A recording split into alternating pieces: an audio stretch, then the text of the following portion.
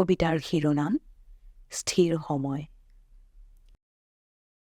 এক ছায়াঘন সোণালী সন্ধ্যা হঠাৎ তোমাৰ সতে মুখামুখি হলো। দুয়ো একেটা প্ৰশ্নৰ আৱৰ্ততে বন্দী।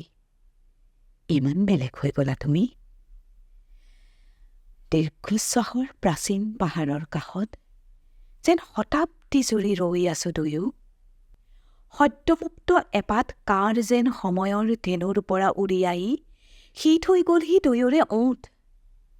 জীৱনৰ বহু গভীৰৰ পৰা উঠি অহা স্থবিৰ মুহূৰ্তৰ স্মৃতি মাজত লৈ আমি থিয় দি থাকিলোঁ সেই ঐশ্বৰিক সন্ধ্যাত।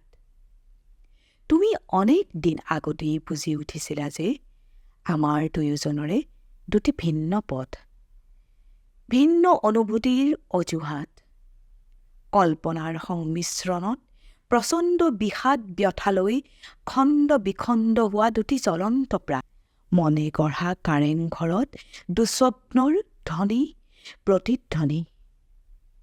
সময়ৰ শেষত উভতনি যাত্ৰাৰ মাথো দুটি ভৰিৰ শব্দ।